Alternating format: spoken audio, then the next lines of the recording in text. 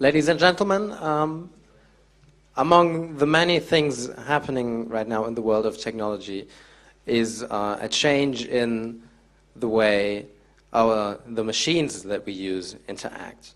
It used to be the case that machines are purely things where you push a button and something happens, and we are now way beyond that point. And the upcoming speaker is giving you a very interesting view on one particular way in which the machines we're building are starting to interact themselves. Give a warm welcome to Frank Kagel.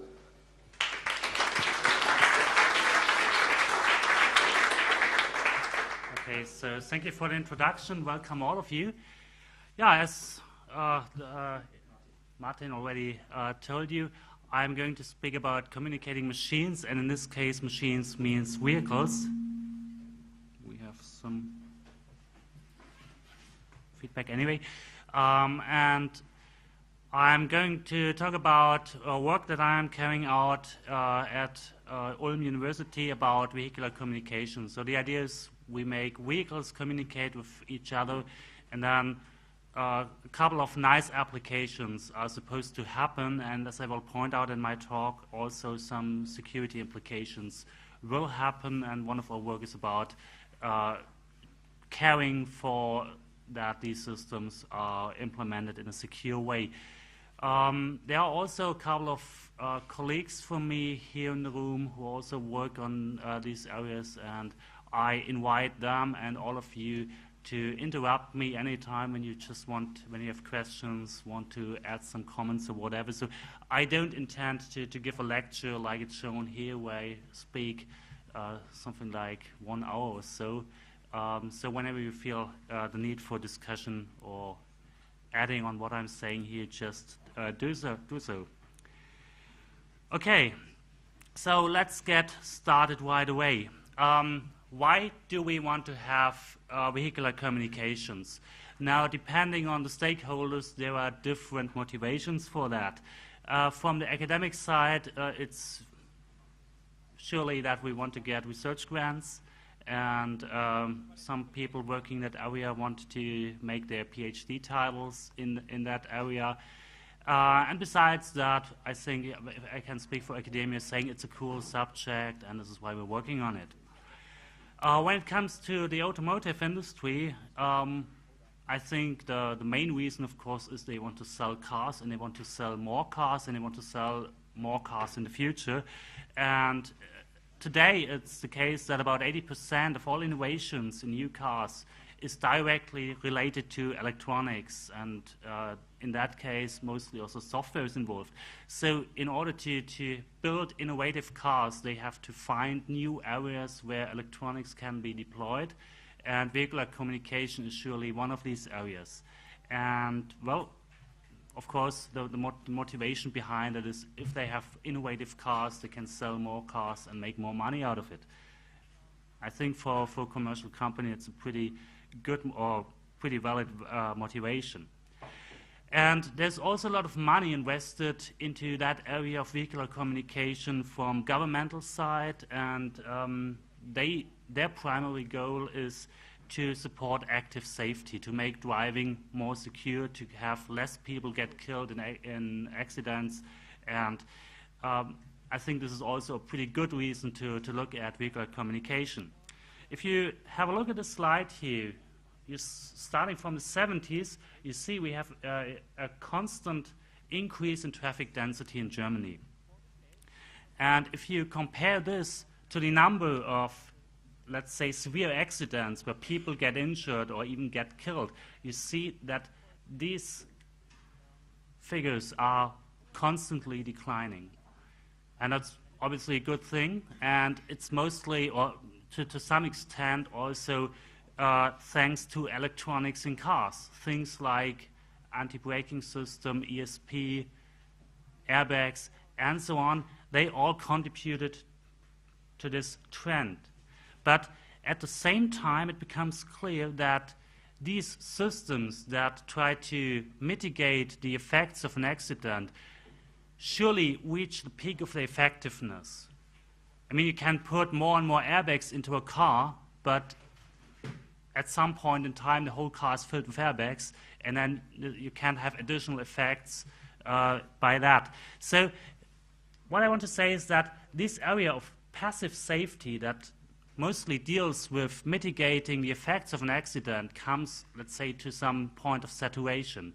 And this is where the focus gets shifted, and both the automobile industry and the governments and also the European Union try to focus now on so-called active safety. And active safety is everything that happens before the actual crash. So yeah, what can you do here? You can try to, for example, assist the driver in braking so that the accident or the crash gets less severe, and you only have a minor impact without any casualties. Or you can try to, let's say, prevent the accident at all. So that's the phase where the actual accident is about to happen, but for example, if you have ESP or something like that, the driver might evade that accident. And of course, the best thing to do would be to warn the driver in advance that there is a hazardous situation, and the driver simply can brake 500 meters before the end of a traffic jam or something like that, and then nothing happens. And this is where vehicular communication comes into play.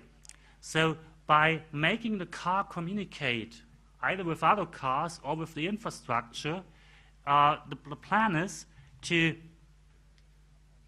use this opportunity, this warning phase, to tell the driver, listen driver, we have an accident 500 meters ahead, slow down, and then everything is fine.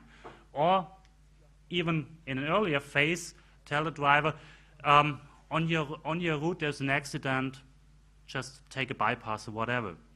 And this is exactly where these communication things come into play. So when you take all these electronic systems in cars, what we today have most often are these onboard systems like ESP that are vehicle immanent and just have information from inside the vehicle. For example, they can detect a crash and then set off the airbags or something like that. This is current state of the art. What's beginning to show up in high-end class cars are local sensors where the car gets information of its surrounding by radar or laser distance finding and or laser range finders and so on. So the car gets some idea about its surrounding and can, for example, detect other cars that are hidden by fog or something like that. And this becomes also commonplace and will probably be installed into majority of new cars within the next couple of years. But again, these local sensors only give a very restricted horizon, very restricted information to the driver. It's about some few hundred meters at best.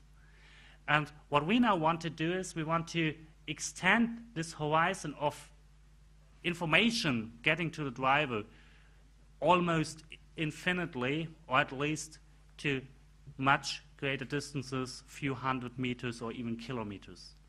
And in that way, the driver here would get the information, there's an accident here, and can easily adapt his driving behavior accordingly.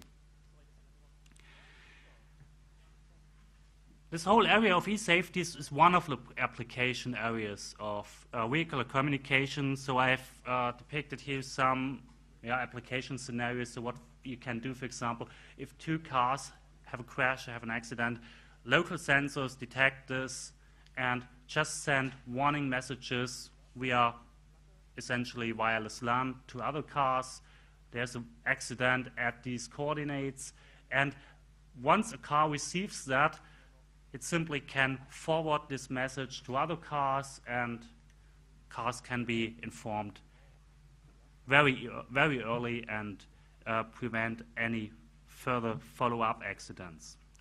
Another area where vehicular communication plays a role is the area of traffic management. So you can, for example, today you have these traffic sensors on bridges above highways where systems like Tegaron and so on collect data.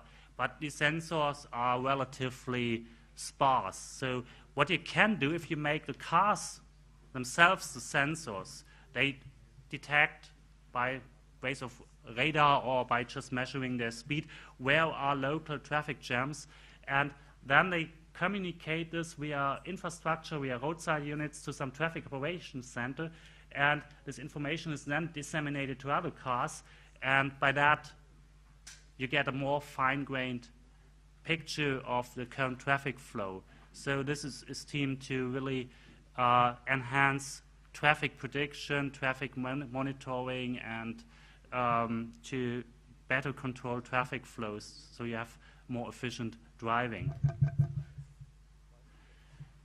And there are also other applications of wireless car communication in the, let's say, area driver comfort, entertainment. So you can, for example, have text messages sent from car to car. If you're driving in a group of cars, you can easily send messages without spending expensive short messages and so on. Or you can have media downloads and so on. All this becomes easily possible once you have these wireless communication technologies inside your car. And also car manufacturers envision that they can make their maintenance process more efficient. So you can, for example, have software downloads in the fields. You disseminate software updates to all cars without a need for them to get to a garage.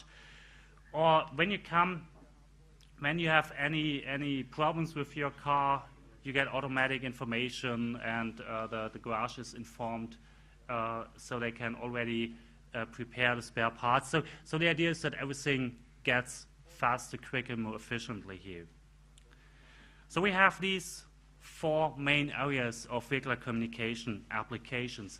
The biggest and most important and where most research goes into is the e-safety area, where you try really to prevent accidents. But we also have traffic management, driver comfort, and maintenance. Actually, a list of potential applications is much, much longer. In our project, we have collected a list of roughly 60 applications that could be of interest in the area of vehicular communication. I just want to pick out some here to give you an idea what else could be done. So, for example, you could have traffic signs just sending information beacons to approaching cars, and then the car can calculate, is the driver going too fast, or is the driver approaching a stop sign too fast, and send a warning. In theory, you could even go further and brake the car automatically, but this is another subject here.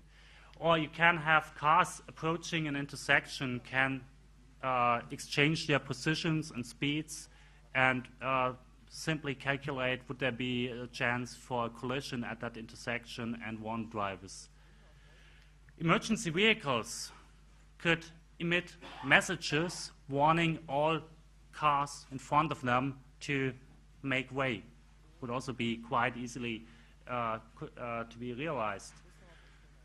Vehicles could measure road conditions. So, for example, if you take information from ESP or other sensors on board, you can detect if there's an icy road, and you can then send this information to other approaching cars so they can be warned beforehand. There could be things like highway emergency system. If you are on a ramp and want to join on a highway, you get information about other cars. Where are they located? Are they in the blind spot? You cannot see them. And you get this displayed on some head-up display or whatever. You can send road surface conditions to some traffic operations center, so they get a complete picture, for example, of road surface conditions and know where they have to do maintenance. Of course, you can also do things like area access control, that only permitted vehicles are allowed to enter some restricted areas, some docks or whatever. It's also envisioned to have software updating, flashing in the field.